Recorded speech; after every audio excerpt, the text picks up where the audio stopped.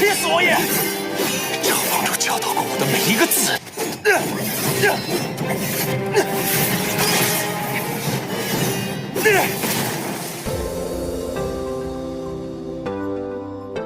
Halo guys, kabar kalian gimana hari ini? Semoga dalam kondisi baik-baik saja ya. Kali ini admin akan melanjutkan alur cerita I Am The Blade Master. Jika kalian lupa dengan episode sebelumnya bisa cek di kolom playlist ya. Atau silahkan klik aja link alternatifnya yang telah admin sediakan di bagian atas kanan layar. Baiklah, tanpa berlama-lama lagi di opening, inilah alur cerita kelanjutannya.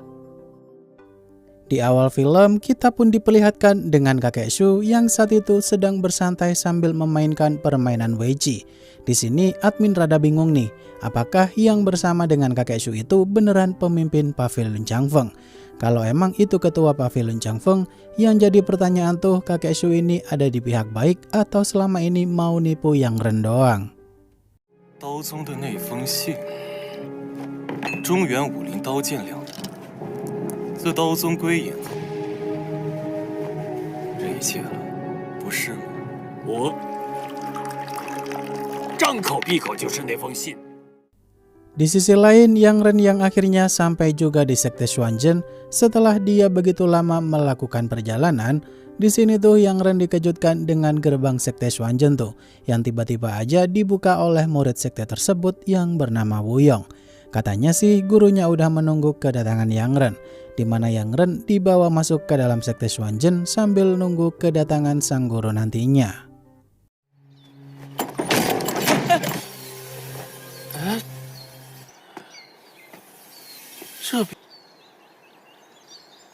玄真教弟子吴勇，在此恭。你 Yang Ren yang saat itu disuruh nunggu di suatu ruangan, tapi di dalam sana nggak ada siapa-siapa. Pada akhirnya Yang Ren pun mulai bosan tuh nunggu sosok gurunya Wuyong. Namun karena udah nungguin selama setengah jam dan nggak ada yang datang, Yang Ren pun berniat keluar dari sana. Setelah itu lantai pun mulai bergetar hebat, di mana gurunya Wuyong pun datang menemui Yang Ren.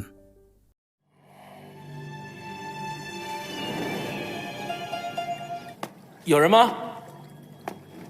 这都什么怪人啊！一个懂事的都没有吗？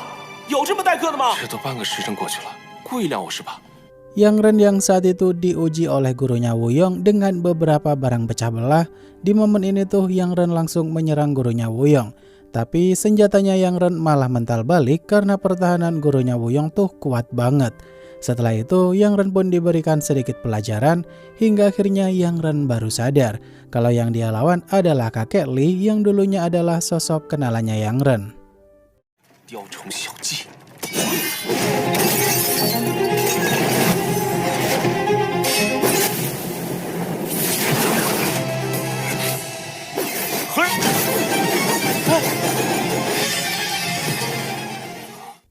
Di sisi lain, para murid Sekte Xuanzhen yang saat itu berjaga di sekitar sekte tersebut, beberapa dari mereka tuh ada yang seperti kesurupan dan malah menyerang rekannya sendiri.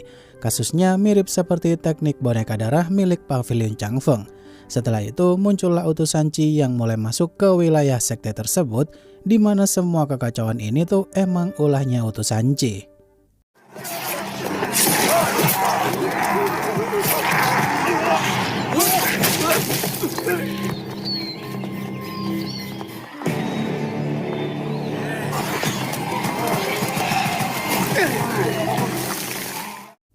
'Utusan Qi yang berjalan dengan santai melewati setiap jalan setapak menuju gerbang Sekte Xuanzhen. Hampir semua murid sekte di sana tuh rata-rata udah pada tumbang semua di bantai utusan Qi. Bahkan lebih parahnya lagi tuh para murid bagian dalam sekte juga udah pada tewas semua. Karena Wuyong adalah komplotannya utusan Qi yang sekarang berada di pihaknya.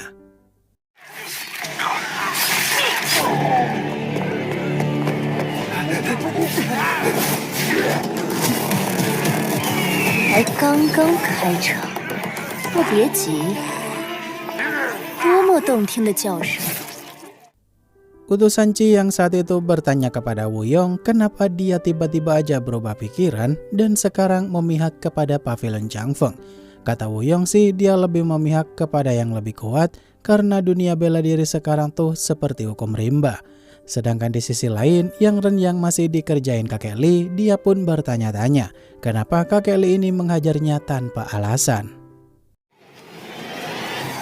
令使道长，现在咱们进去，我才能觅得如此良机。多亏你事先知，真是有趣。有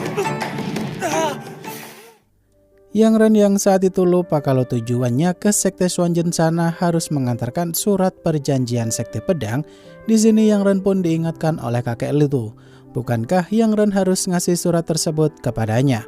Setelah itu Yang Ren pun memberikan surat perjanjian Sekte Pedang itu kepada kakek Li, di mana kakek Li pun terdiam sejenak saat melihat surat tersebut.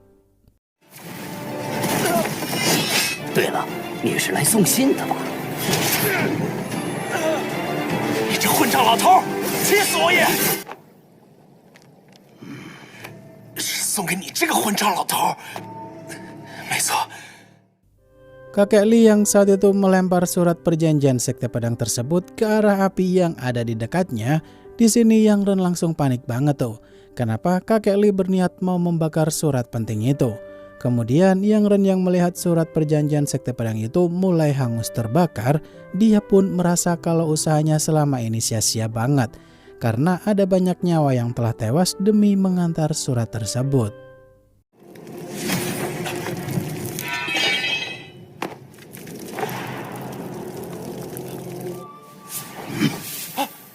自动手。走，路上务必行事小心，江湖的运输尽在。 Yang Ren yang meminta penjelasan kakek Li kenapa dia melakukan hal tersebut, karena kakek Shu dan Zhou Fengqi tuh berkorban demi melindungi surat itu. Di sini kakek Li paham banget tuh kalau Sekte Xuanzhen harusnya jadi awal permulaan untuk melawan Pavilion Changfeng. Namun karena Sekte Xuanzhen udah ada pengkhianat, ditambah lagi ada utusan Qi yang datang, makanya surat itu dibakar oleh kakek Li dan memutuskan untuk pergi ke tempat aman dulu.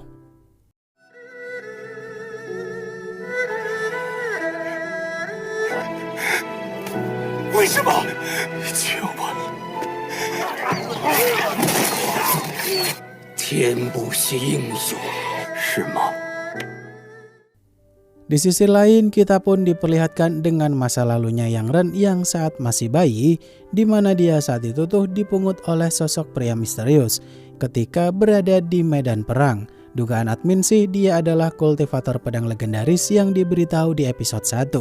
Kemudian Yang Ren yang dititipkan kepada guru pertama yang mengasuh Yang Ren dulu, di mana itu adalah sedikit kilas balik saat Yang Ren tertidur.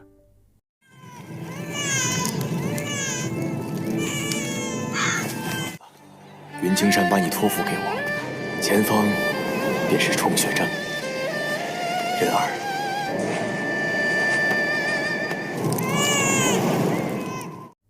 Kakek Li yang saat itu membawa Yang Ren ke monumen tanpa nama yang ada di dekat Sekte Xuanzhen. Di sini tuh Yang Ren dibuat kaget banget tuh kalau makam pendekar pedang legendaris ternyata dimakamkan di tempat tersebut. Namun yang jadi pertanyaan, apakah Yang Ren ini tahu kalau orang yang menyelamatkannya saat bayi dulu adalah beliau? 无妨，他无字于他，知他的名字，可这名字 我哪知道，上面又没写名字。 你可知？ Yang Ren yang saat itu didorong kakek Li sampai jatuh ke tebing sana karena Yang Ren mau diuji seberapa kuatkah dia sekarang. Di sini Yang Ren pun naik kembali ke atas tebing sana, namun saat Yang Ren mau menyerang kakek Li, dia benar-benar dipermainkan banget oleh kakek Li. Sampai-sampai serangan Yang Ren gak bisa mengenai kakek Li sekalipun. 看你的实力吧！神经病啊！既来到了，欺人太甚！行，倒还是一。 Yang Ren yang saat itu merasa kalau dirinya dipermainkan begini karena kekuatan mereka berdua tuh bagaikan langit dan bumi. Di sini Yang Ren masih belum sadar juga tuh kalau kakek Li sebenarnya mau membuka meridian Yang Ren pelan-pelan.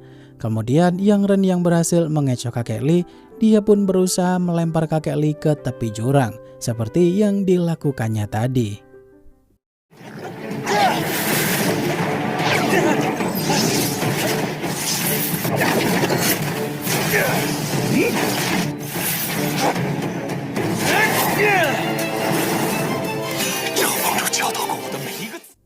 Yang Ren yang awalnya merasa senang banget karena bisa membalas perbuatan yang sama seperti kakek Li tadi, pada akhirnya sih Yang Ren pun gak tega juga tuh.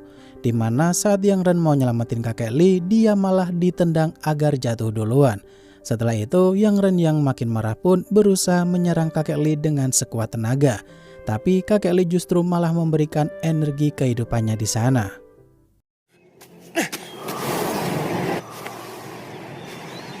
这就叫以彼之道还施彼身。哦，很好，赵峰。李掌教。 Yang Ren yang saat itu kaget banget kenapa kakek Li memberikan seluruh kekuatan spiritualnya. Kakek Li pun menjelaskan jika Yang Ren bukan hanya pemuda yang punya tekad kuat, tapi dia juga punya hati yang baik. Maka dari itu sesuai wasiat dari guru kakek Li yang menyelamatkan Yang Ren dulu, makanya semua warisan akan diberikan kepada Yang Ren.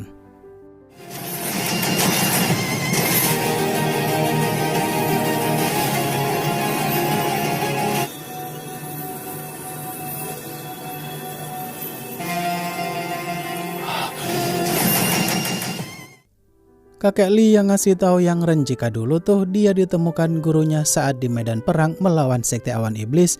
Dari sini Yang Ren mulai sedikit percaya tuh akan ucapan Zhao Fengqi sebelumnya, kalau Yang Ren kemungkinan berasal dari sana. Lebih tepatnya sih sosok pendekar pedang legendaris yang menyelamatkan Yang Ren dulu ingin menjadikan Yang Ren sebagai penerus Sekte Pedang.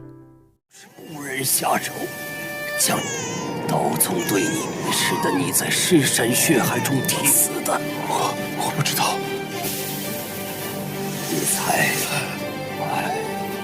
子才又拼死送你到。 Wah, kira-kira Yang Ren bakal dapat kekuatan apa lagi tuh dari kakek Li? Sepertinya Yang Ren ini bakal jadi sosok penting di Sekte Pedang nanti, tapi dia juga punya kekuatan dari Sekte Awan Iblis. Baiklah, akhir kata terima kasih untuk kalian yang udah nonton sampai akhir, dan sampai jumpa di video selanjutnya ya guys. Bye-bye.